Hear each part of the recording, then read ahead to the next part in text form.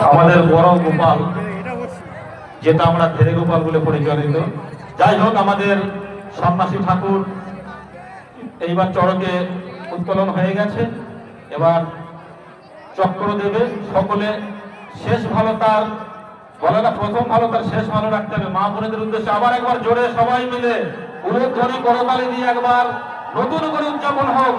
এই শেষ লগ্নটা যেন আমরা চিরস্থায়ী করে আমাদের হৃদয়ে সর্বব্যাপৃত নিয়ে যেন না যেতে হয়, সবাই যেন আনন্দ উপভোগ করে যেতে পারে। এটা একটা দারুণ জিনিস, খুব ভালো লাগছে। মানে কি বলবো, গতকালের যে বিষণ্ণতা মনোভাব ছিল সেইটা আজকে যেন একটা আনন্দ স্বরূপ রূপদান করেছে আমাদের সকলকে। এটা সত্যি অলৌকিক ব্যাপার আছে, ভগবানের পরম কৃপা এবং তার দয়া নিশ্চয় আছে। তা না হলে কেন আজকে এত মানুষের সমাগম এখানে? খুব ভালো লাগছে, দারুণ দারুণ, খুব ভালো লাগছে।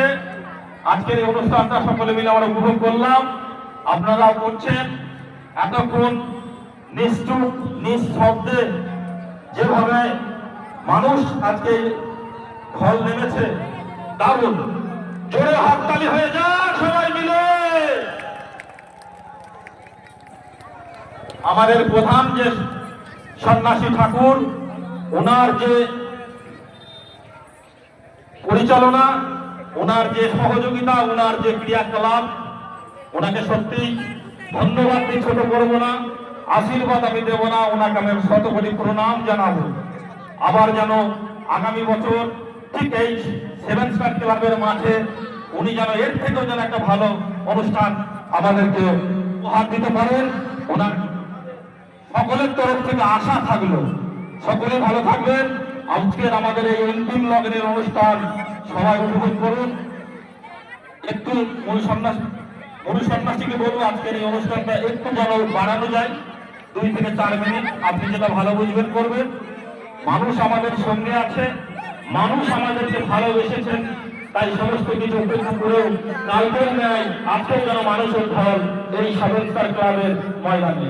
খুব ভালো লাগছে, এত মানুষ, ছোট ছোট আমার সন্ন্যাসী ভাই, আমার মা বোনেরাও সন্ন্যাসী ব্রত পালন করে এই যে গত দিনের থেকেও যেন আজকে ওনারাও ঘোষণ লাভ করেছেন, আনন্দ আমাদেরকেও দিয়েছেন। আর একটা কথা, আমাদের যারা গাড়ি বা মোটরসাইকেল আশেপাশে রেখেছেন, প্রত্যেক দাদা ভাইদের উদ্দেশ্যে বলছি, বিশৃঙ্খলা করবেন না।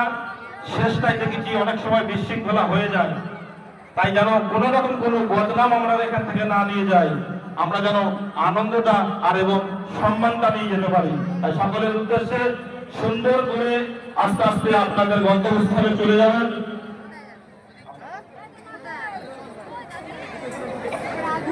আজকে আমার এই শেষ যে সন্ন্যাসী ঠাকুর, ওনাকে আমি প্রণাম করছি, কারণ উনি কিন্তু এখন আমাদের মতো মনুষ্য স্বাভাবিক নয়, উনি দেবত্বের সম্পদ।